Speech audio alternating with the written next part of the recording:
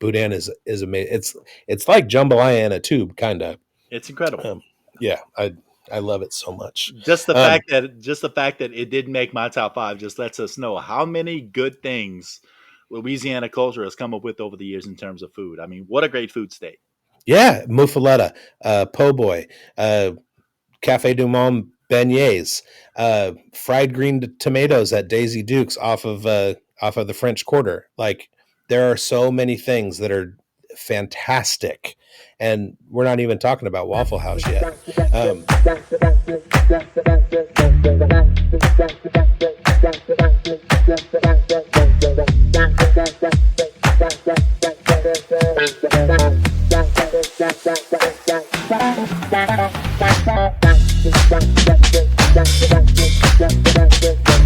Where are you from? I'm a Louisiana boy, man, born and raised. 1985, born in a small town named Eunice, Louisiana. Eunice. You know Eunice? No, you don't I know Eunice. I've heard of Eunice. I know Louisiana. Wow. So I got it. Oh, I took it down. I had a Jalen Mills jersey behind me. I had a Randy Moss jersey that I joke was Thaddeus Moss. Yeah, no, my uncle lives in Crowley, and nice. he was a professor at the LSU Rice Station, and so yeah, I just had a guest on a couple of weeks ago, Buddha Cheese. You should check him out. He's a Saints and LSU fan. He lives in Dallas now, but he's from the New Orleans area, and yeah, I've seen his TikTok stuff. Yeah, he's a good dude. Yeah, so that's first off, it's weird that it's such a small world that literally we have a connection, like you know exactly where I'm at right now. But anyway, Yeah, born and raised this small town, Eunice, Louisiana. Go to college at University of Louisiana Lafayette. Graduate from there. Get into the print journalism industry for a little while, doing some layout stuff, doing some sports writing. Still do sports writing on the side. Then met the woman of my dreams, got into education. So I now teach at my school that I graduated from. And, just kind of doing that. We teach at the same school, trying to raise 2 kids the right way. But in terms of content stuff, a year ago, I was just on Twitter and I saw this brand, Fantasy and Frame, saying, "Are you looking to get started in the industry?" So I'm like, it's always been a bucket list thing for me. So I was like, I'm going to bet on myself and see what happens being absolutely green with no experience whatsoever. Been a year from there, and I'm kind of just starting to feel like I found my legs a little bit in terms of who I am, what my voice is, and how I kind of do things on a daily basis. Absolutely. I totally relate to that. We got it down at the bottom at our Manuel Sports, Fantasy and Frames. So, Louisiana boy, I was telling at Buddha Cheese a story about visiting my uncle down in Crowley, and he had like a separate house on the Rice Station campus that was provided to all their professors, and then he had a camp basically on a lake, couple houses on the camp, and that was like his fishing spot next to a crawfish farm. So when we would go there and visit, we would hang out there. So I'm there one day, and he comes driving up from the house and throws a newspaper on the table, and I grab the sports section, of course, and I start thumbing through it, and the front page of the sports section is announcing the signing of a new recruit, signing day for NCAA basketball. LSU signs a center out of Texas named Shaquille O'Neal. Wow. So I got to read that, and that kind of vaulted me into LSU basketball fandom. Became a huge fan of that team with Chris Jackson, Stanley Roberts. Jackson, of course, became Mahmoud Abdul Rauf and played for my Sacramento Kings. So big fan of that. And got to see a whole lot of LSU baseball when I was down there, watched them beat Florida to take over the SEC West lead and go on to win the national championship that year. Alex Box Stadium is crazy on a Saturday doubleheader. And yeah, I love me some Go Tigers sports. Yeah, man, that culture at LSU is just, in terms of the sports, is unbelievable. I mean, by this time, I'm sure you're in California by this, but 2019 with that Burrow team that won the national championship, like absolutely revered. All these guys you were talking about, like Thaddeus Moss. Even for some reason, people are like Thaddeus Moss. he might be the greatest tight end of all time. And like, not really, but like, Right.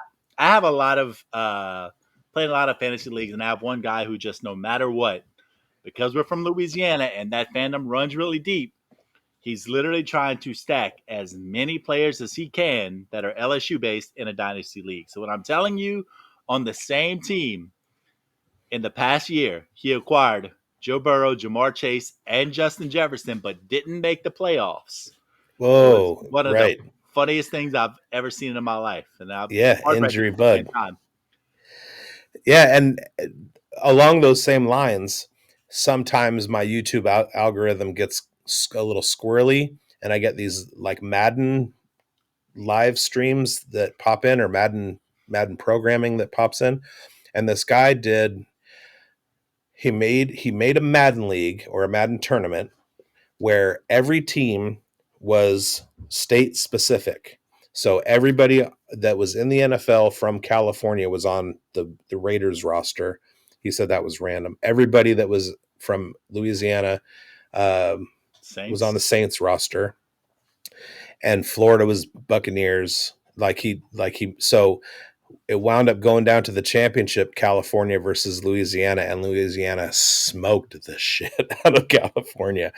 Madden players, and Louisiana's strong, man. They are strong. Famously, one of the things we like to hang our hat on is that we have more Division One recruits per capita than any other state in the nation. And I mean, you look at it. I mean, if you look at these high school sports, and I do covering a lot of high school sports, still do some newspaper stuff on the side.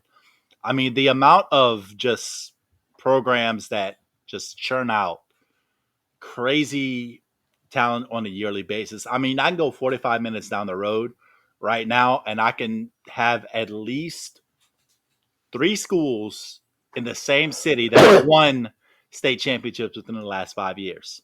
This is one city where we have three Yeah. schools that have won state championships, maybe even four, because Acadiana High might be able to be turned in there too. I'm not quite sure, but I have four legitimate state powers, literally 45 minutes away, that I've covered, all of them throughout my career. My school won a state championship in 2018. Just and in terms of recruits, you want to talk about schools like Edna Carr, who I'll tell you a story. This is probably one of my Okay. favorite stories. That's what we're here for. 2020, I'm sitting there and I'm doing my thing that I do on Friday nights covering high school football. And my hometown team, the Eunice Bobcats, are playing in the state quarterfinals. And Edna Carr comes into town. And so, first off, naturally, of course, the day of the game, we hear about, oh, there was a busted pipe. I'm going to air quote that, a busted pipe on the field, and the water's running nonstop. Well, truthfully, we probably all really deep down believe that that water was left running to try to neutralize their speed. But anyway, back to the team speed. I'm sitting there in the press box, and lo and behold, you can look on the college rosters of LSU and Florida State right now. On LSU, you'll see Aaron Anderson, and on Florida State, you'll see Destin Hill. You may have heard of both of these names. Mm-hmm. They were lined up on either side in the wide receiver set. And I'm seeing our poor little 5'6" cornerback line up 10 yards off the ball against Hill. And they just run the 9 pattern. And even with a 10-yard cushion, it didn't really matter. So just like seeing the amount of talent in Louisiana on a yearly basis, even on a down year, it's obscene just how much Yeah. talent actually comes out of the state. Well, I just my Undroppables debut article dropped today. It's undroppable. Anyway, I'm doing Devy content over at the Undroppables, and so my first article was 10 guys that I'm trying to kind of like find as diamonds in the rough, guys that aren't talked about in the Devy space. And one of them was Trey Hawley. So tell me everything that you know about Trey Hawley. Trey Hawley, the all-time leading uh, rusher in the history of the state of Louisiana, over 10,000 yards out of Union Parish, up in the north, up in the northern part of the state.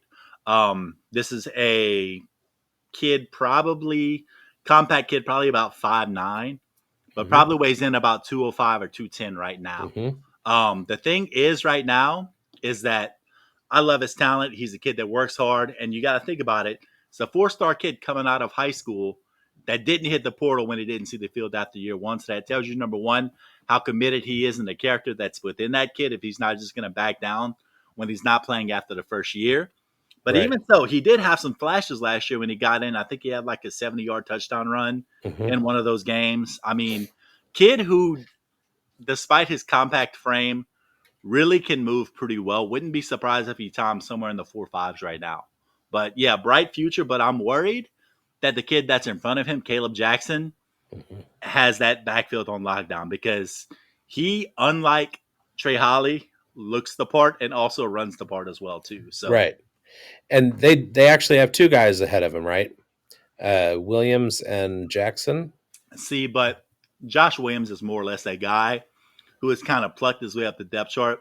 He's not the most talented guy on that roster, but he's just one of these reliable sort of guys. So it Okay. wouldn't shock me in spring ball if Trey Holly kind of showed up and showed out and picked up a little bit more of that backfield over the spring and heading into 2024 than he currently has right now. But And there's some that talent was run the coming up. that was the gist of my article, was that everybody has Caleb Jackson already. Everybody has Williams already, just because those were the incumbents. But Trey Holly is the guy that was on both of my Campus to Canton waiver wires. If anybody has him, and at this point before spring ball, he doesn't have a job, go get him and take a chance on the state's leading rusher in the history of high school football. And get him for cheap, because that's what we're doing. Everybody knows dynasty starts in high school, and Really? yeah, so it pays to know people like that. And I got Trey Holly from at Buddha Cheese, so that's all of these things that we're doing. They just kind of lead to informing what we do in the space, what we do with our fantasy teams and everything. And I want to arm people with, you know, I see top 20 lists and top 50 lists of freshmen and Devy players and all that stuff. But there are, and there is less consensus in that area than there is in say dynasty or rookie drafts coming out. There's a lot more similarity in what people are putting out. But even with more diversity in the Devy space, there's still 100 or 200 names that you're going to see, and those aren't always the ones that are going to produce. So you have a guy who, uh, one of the perfect examples, like you were saying about hitting the transfer portal, I wrote about two guys that were Ohio State wide receivers. One of them, Noah Rogers, he booked out of town to South Carolina, and or yeah, South Carolina or North Carolina State, I forget now. But another guy, Antwi, stayed at Ohio State. Even though he's not promised, they got 5-star recruits coming out of their ears, and Koji Antwi is not promised anything, but he stuck around. He didn't try and go to greener pastures or anything.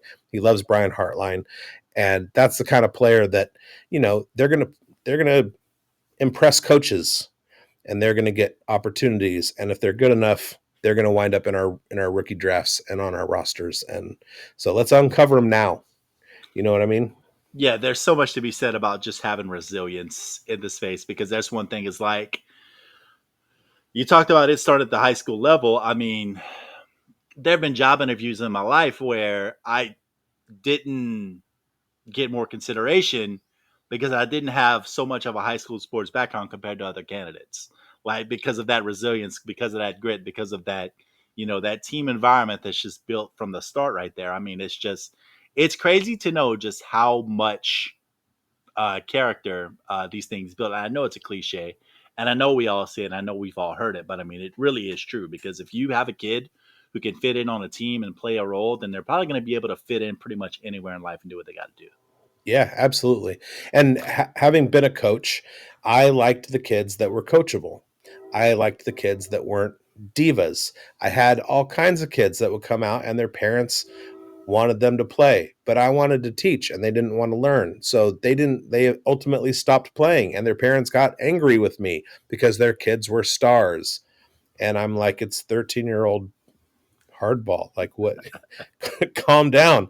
And eventually, what happened over the course of the season is all the kids that were listening and participating in the drills, and their parents didn't bug me, and they didn't have inflated egos and everything. All those kids got better, and became better than the studs that had come out at the beginning. And that's all it takes. Good work ethic. And, sometimes that overcomes talent. And, you can't let your talent go by the wayside. You know what I mean? I mean, I've got kids. I'm in a classroom every day. Like one of my things I try to tell them is like, be coachable. Like I'll tell my kids, it's like be willing to listen, be willing to accept sometimes that things aren't necessarily going to go your way, and you just have to fight through that a little bit. I mean, that's a life lesson I try to teach, whether it's in my classroom, whether it's to my children, even reminding myself sometimes that things don't go ideally. It's like, yo, you're going to go through some resilience. You're going to do a little bit of fighting. You're going to have to buckle down a little bit and still get it done, because life isn't about getting everything you want at every point of your life in every single day. So, Right. you have to figure it out and just kind of be like, well, and if you do, great. And if you don't, I'll also tell them this sometimes, like it's going to be a little bit of tough sledding if you don't realize right now that things aren't always going to be grand. I can't give you what you need right now. Sometimes as people, we just kind of sort of got to figure it out. Yeah. I mean, I went through that as a person. Basically, I had to learn everything in my way. I couldn't be taught. I couldn't be told nothing. So it took me until, I'm in my 30s before all of these things about like basically just living life kind of fell into place for me. I had no clue before. And it's not that it wasn't out there. It was just that's not the way that my brain works. That's not the way that I learn. I learn by doing, and I learn by lessons that I go through, not necessarily what advice people give me. You know what I mean? Got to make that mistake So sometimes. Yeah, for sure. right. So you're a teacher. You're my second my episode that just dropped at AWL Sabermetrics, Dan at Undroppables. He's a teacher too. He teaches psychology in high school. What do you teach? I teach a public speaking course. Teach a technical writing course, and I actually teach a cybersecurity course. And let's run this back. It is a partnership with LSU. So it Oh, all just kind nice. of comes in together sometimes like that. Yeah. So public speaking. Sure. I had a public speaking class in college at Arkansas Tech University because I transplanted myself from here in sunny Northern California to humid ass Russellville, Arkansas. Makes perfect sense. Totally makes perfect sense. And I took a public speaking course as part of the communications. I didn't minor in it, but it was like I took public speaking, broadcasting, because I wanted to have a radio show. So I got a radio show, and you had to take public speaking and the broadcasting class to as prerequisites for having a radio show. So I take public speaking. Now, in psychology, in lower division, we had a professor that gave us like this little prompt, and it was like, it was a class meeting day. What's your name? What's your favorite animal? Or if you could be in one animal, what would it be and why? And what's your biggest fear? And so we go through. And at the end, she reveals that across the board, the number one fear of Americans is speaking in public.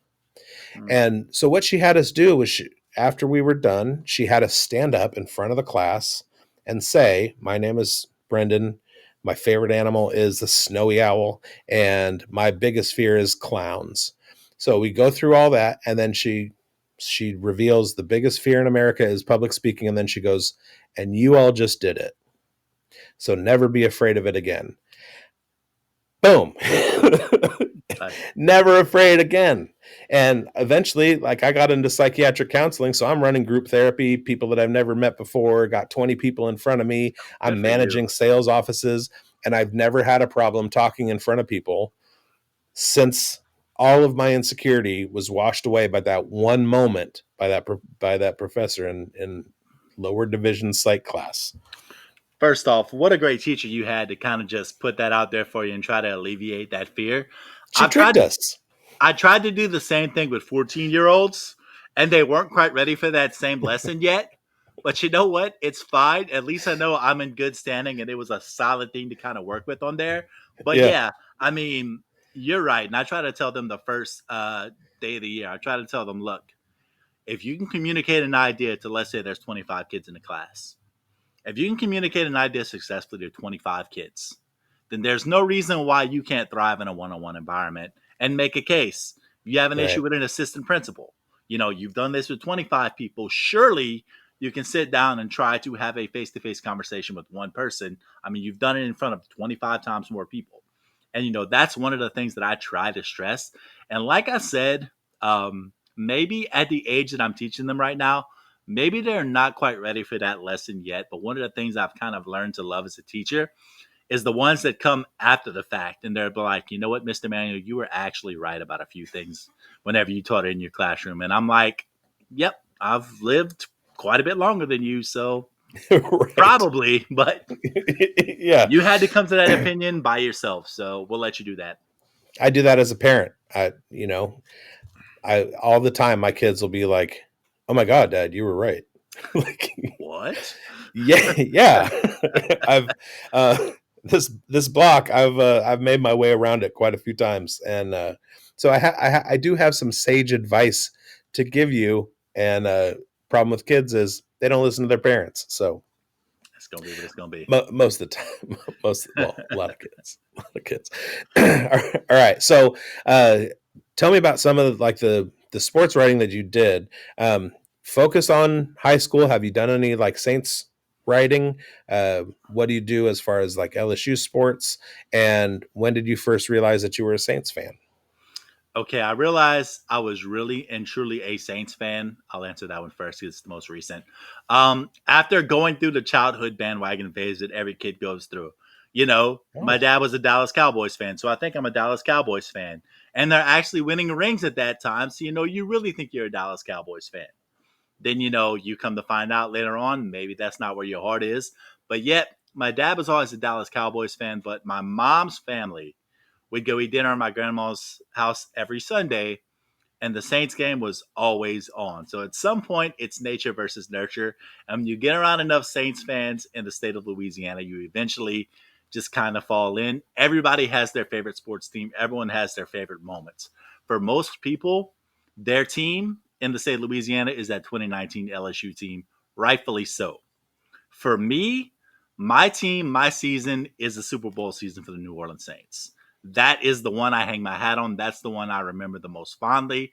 I remember going 13-0, and I remember losing to Dallas for that first loss, feeling oh, the crush of that. They lose the last three, and you're wondering, okay, are they really ready for this in the playoffs? And of course, in hindsight, now you kind of just realize, okay, they're just resting their guys and getting booted up for the long haul.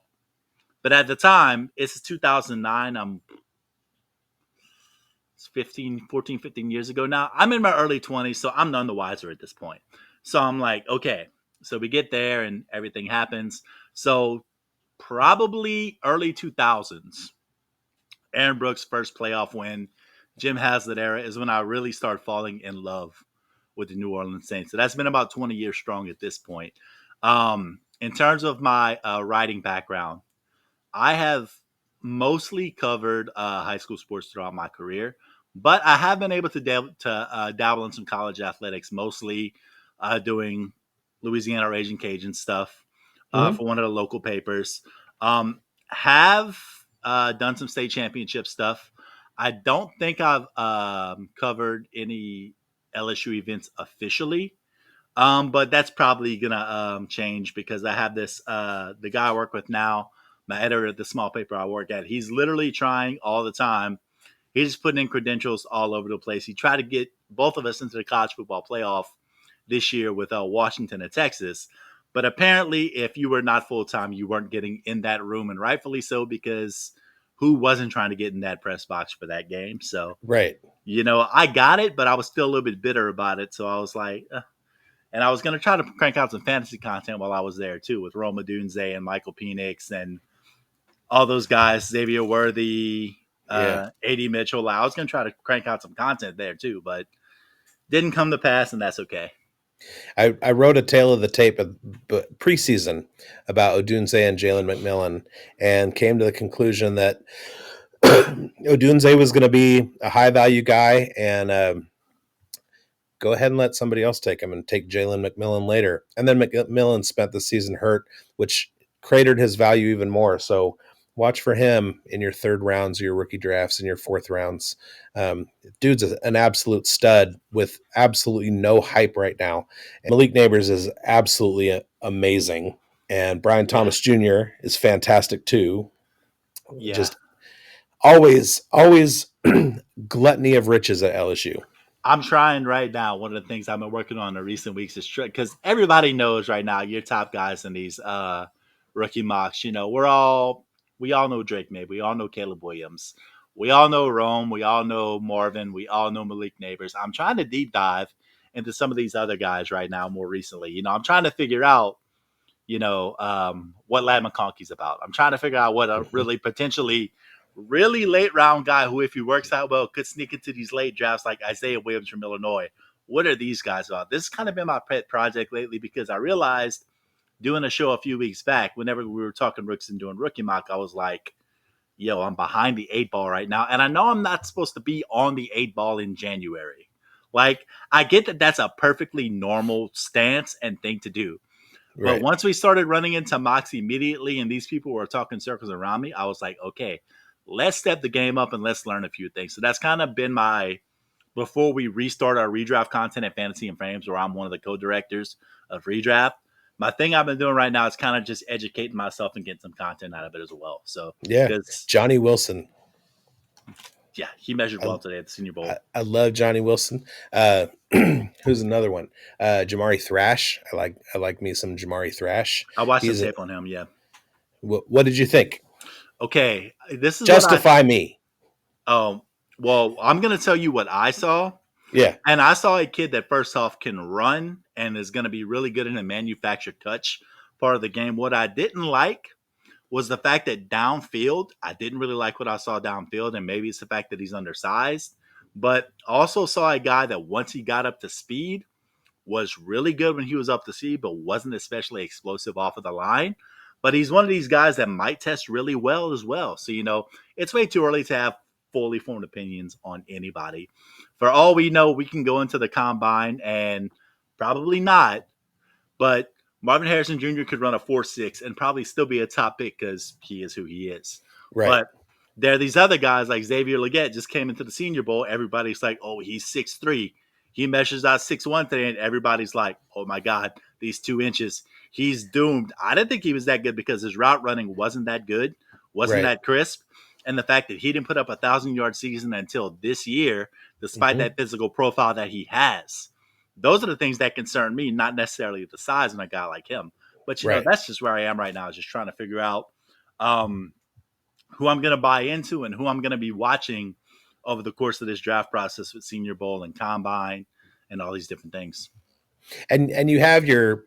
It's basically from January to roughly April. It's a slow roll of the rookie prospect checklist where you have BMI, you have when they declared, you had when they broke out, you had who their teammates were that they were breaking out amongst, and yeah, so you have a guy like Leggett who is a tall, long guy, and then he's 6'0", 1'4". Like, no, that totally changes a whole lot of people's perception of him, even though it shouldn't necessarily if he checks off the right boxes.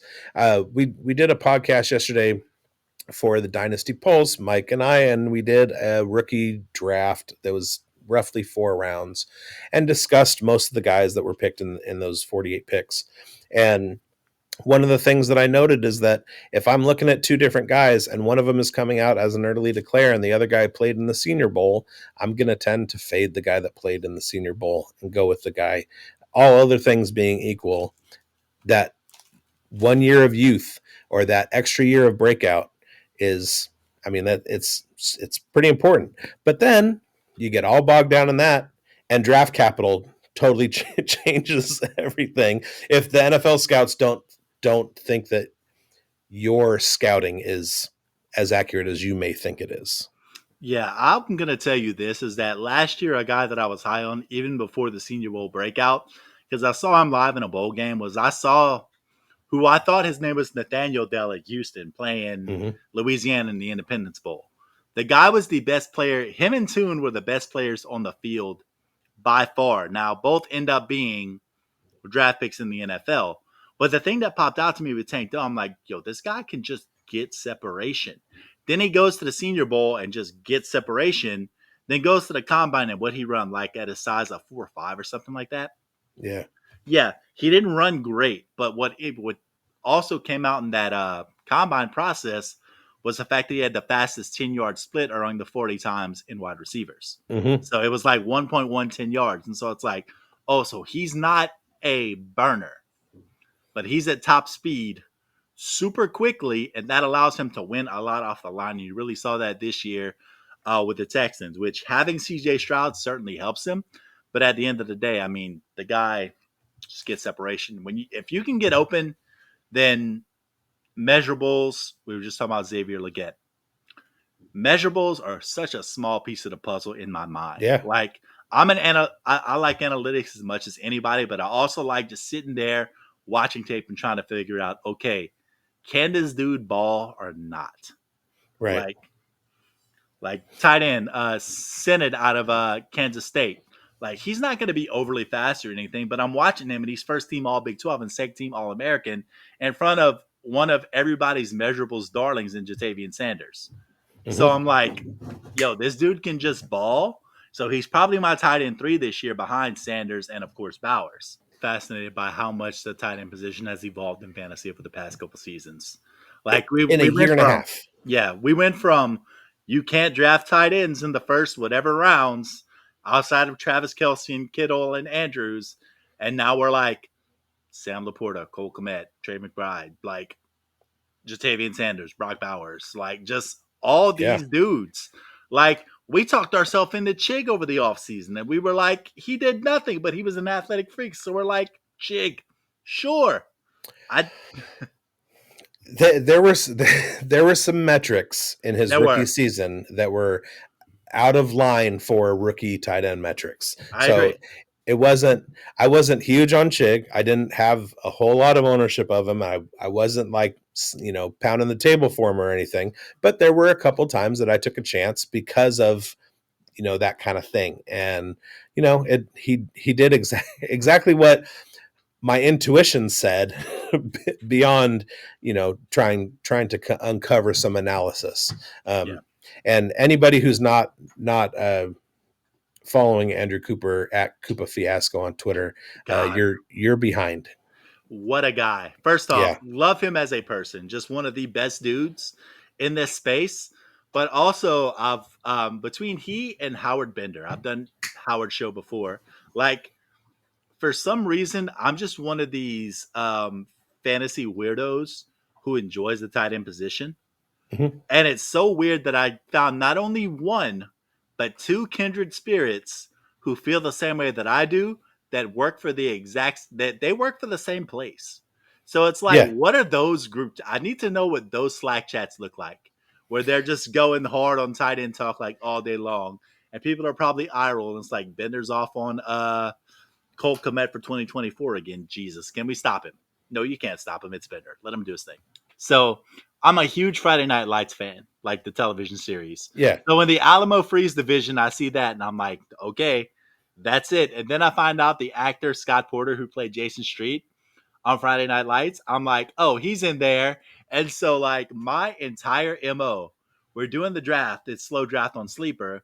My Yeah. entire thing I'm doing the entire time is I'm just talking smack to him and just giving him a hard time because he's on vacation in Italy during the draft the entire time. So he's drafting to like an entirely different hemisphere or whatever. So I'm giving him a hard time about that, calling him rich boy and all this different stuff. Well, come to find out down the line, he follows me on Twitter. And so I go, we're in the group chat one day. I was like, Porter, come do the podcast. He's like, let's run it. So we actually had Scott Porter on one of our episodes of Fourth and Friends, and that's probably one of our better episodes because just such a cool, nice, phenomenal dude, man. It was great. Yeah. Oh, that's a great that's great. That's great. That's why I do this podcast. We uncover things like that. And every day I learn to just dig the community even more. Yeah, just like that's the one thing I've learned over the past year is like I've gotten a little bit more confident, not cocky, because I try to. I'm as humble as I can be. Still don't feel like I belong here, but like Right, at the end of the day, I'm just like put yourself out there. The worst someone can tell you is they either don't respond or they tell you that they don't have time. No one I've ever run into has been rude to me and say, "No, I'm not doing that. You're too small time." right. Like I literally sat there on a whim one day and I was like, "Oh, we're gonna do a mock tonight. We don't have guests." I'm like, Dave Kluge and Andrew Cooper. Hit them on DMs and they're like, yeah, dude, sure. So like Dave Kluge, Mr. 70,000 followers, football guys, one of the dudes in the space, was Yeah, just like, yeah, no problem, man. We'll do it. Like, and just people are looking for reasons to say yes is what I found. Like right. they just want to grow the brand. They just want to help each other out. Like you're going to find a hard time finding someone who isn't trying to hug your neck and just give you a hand along the way. And that's what I really dig about this space. Yeah, it has been a revelation. The last year has been an absolute revelation, and just something that I'm really, really proud to be a part of. We'll just call it what it is. You're a redraft guru. Next year, redraft. Where are you taking Condre Miller? Kendra Miller. Okay, first off, love that talent. The thing right now that's holding me back is we don't know what free agency looks like yet. So there's a very real chance. I think Jamal Williams gets cut. Mm-hmm. I think that's a one and done situation. I think Kendra moves into that number two chair.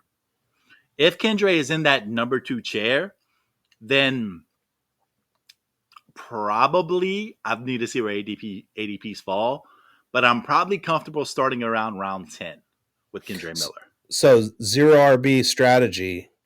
Wait on Kendra Miller. Wait, what's that? So somebody going into a redraft with a zero RB strategy, target Kendra Miller later. Love him. Love the talent. I think he showed it in that season finale against the Bucks. 13 carries, 73 yards. Showed that explosiveness we all loved coming out of college. Think it took him a little bit of time. There was some injury stuff there early in the year where it kind of held him back. Then they came in and that Pete Carmichael offense. Don't get me started on Oh, we're gonna watching. go there. We're gonna go there. Yeah, so that offense was not fun to watch, and it was very Kamara heavy once he got back. So it was an interesting watch to say the least. Yeah, I felt really comfortable owning Kendra Miller on almost every team that I had, simply because he didn't have injury concerns coming out of college, and then he had concussions and lower body injuries throughout the season. So that you never can tell. All right, Always just like we drew it up. Perfect. right. Rest of career. A.T. Perry or Rashid Shaheed, who has the better career? Ooh, that's I'm inclined right now. Um, I loved Rashid Shaheed heading into the season in 2023. I exited the season looking at the stat line and seeing that A.T. Perry was used very heavily in the red zone and had a 21-yard average on a very limited amount of targets. So that makes me think with that efficiency, he's going to get some work next year. So as of right now, give me A.T. Perry rest of career because I'm excited about that. He's probably also a guy that I'm drafting next year and redraft later on. Kind of is one of these boom bust guys. You know, we all need him on our rosters whenever we're playing somebody that has a really good team and you just need a week and you're just like, maybe I can plug in this guy matchup wise and maybe he catches a touchdown and gets a 50-yarder, you know. AT Perry right now is probably the same as Jameson Williams, which Okay. none of us are high on Jameson Williams right now. But I mean, with AT Perry, considering where he came from, you know, and there's that upward trajectory compared to Williams, who was a first round pick in pretty much all rookie drafts and is largely disappointed. So Jameson Williams at this point is he's one of these boom bust guys. He's a best ball player. Yeah. A.T. Perry right now is probably that equivalent, but with more upside because of the fact that he had so few touches and was so efficient in what he had this past season. So what do you think of this comp? A.T. Perry and Rashid Shaheed are Romeo Dubs and Christian Watson. Interesting. I think the talent side is probably on Green Bay, but I can see where you're getting with that because Romeo Dubs and Christian Watson are obviously more talented than Rashid Shaheed and A.T. Perry. I mean, I think draft capital, especially on Watson, um, tells us that. I think Dubs was also like a fourth rounder. Yeah, and I think AT was AT a fourth rounder or was he like a sixth rounder? He was deep. Yeah, AT Perry was a deep cut and Rashid Shaheed was a UDFA for sure. Yeah. All right. So I explained to you before that we finish up every podcast with basically your ranking top 5 things, Sure. some power ranking of something, and I give everybody the option except for my partner Mike. I made him spin the wheel. I give everybody the option of coming up with something on their own, or we can go ahead and spin a a randomizer wheel generator. What would you like? Do you have something in mind? Spin the wheel, make the deal, baby. Let's have some Okay. fun. Oh, it's exciting. How appropriate. Oh, it's too easy. Cajun foods. All right, so we're gonna go 5-1. Your number 5 Cajun food is Jambalaya. jambalaya. Jambalaya, very good. But where I'm from, all a jambalaya is basically a rice and gravy where the rice is cooked inside of the gravy itself. So has its merits, good stuff, but ultimately there's just some about the mixing, adding in the corn. There's just some about an old school rice and gravy the way mom used to make it that has jambalaya at 5. Now, I grew up eating Paul Prudhomme's jambalaya from his restaurant in New Orleans, and so my dad would make it the way that Paul Prudhomme did on his show. I go down to my uncle's birthday party one year. I was in Arkansas at the time, so this had to be around 2000. My uncle had he created a hybrid strain of rice, which is called Clearfield, which you can go look up. It's Roundup resistant. So he got this big endowment and had a big birthday party. I drive down from Arkansas, and my uncles and I get drunk, go to Waffle House at 3 in the morning. I drove. It was a bad scene, but I was with my uncles and my dad, so I felt vindicated. We won't talk about that. But at the party, the food was provided by a man who won the Louisiana State Jambalaya Cook-Off. And he had a pot of shrimp jambalaya that was basically just rice, shrimp, and broth. And it blew my mind because it wasn't as complicated as the whole Paul Prudhomme process. And I was like, this is the winning. This was voted as the best jambalaya in the state of Louisiana. Yeah. And it was so simple. It was so good. That's the thing about a lot of food is that if you can just take good ingredients, do them well, like you're going to make a banger 100% of the time. Yeah. No doubt. And so how on Dewey chicken, uh, I've had I've had seafood jambalaya before that was like catfish and other stuff. What's your favorite ingredient profile for your jambalaya? Pork and sausage. Okay. Yeah. Just something about pork, just the pork has just got enough flavor, got enough fat content to it. Actually, the best jambalaya I've ever had was in a press box in Iowa High School. This was their thing. They'd feed the press with this pork jambalaya. That's the best jambalaya I've ever had. And once again, just simple to the core onions, bell peppers, green onions in there, rice, broth, pork, huge chunks of pork. All Take right. it down. So jambalaya is your number 5 in the power rankings of Cajun foods. I would put jambalaya for me. I would probably put it more in the 3 range. I have a feeling our 1 and 2 are probably going to be fairly similar, if not the same, because I've already played my hand. But my number 2, I want to see if it winds up in your top 5. What's your number 4? My number 4 is a Mardi Gras staple, and that is the king cake. Interesting. Yeah, there's we don't have it year round. It's only in grocery stores and bakeries right around this time. You can find out a stray bakery every once in a while that's going to do it year round, but I don't eat king cake year round. And Right. to answer your question, The go-to king cake flavor is traditional king cake, strawberry jam, and cream cheese filling. Strawberry and cream cheese, cream king cake, top notch. Have you ever got the baby? Yes, I'm sure I've gotten the baby at some point in my life. At some point. All right. Where is your favorite place to get king cake? Um, Either Meshes in Lafayette, Louisiana, or just one of these local ones here in my small town. I think Donut Queen, which is really just like mom and pop shop, does a pretty good king cake as well. Okay. All right. King cake is your number 4. What's your number 3?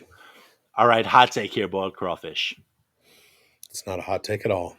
Yeah, 3 down here. I mean, for a lot of people, it's going to be number 1. Um, it's 3 for me simply because I don't like working that hard for my food. Like, there is something to be said about the communal experience of crawfish boil. Everyone's around the table. You're breaking the crawfish. You're having conversation. You're sharing a beer. All those things are wonderful. I enjoy everything about that. You make your own dip the way you like it. Like, these are all great things. A lot of pros to a crawfish boil.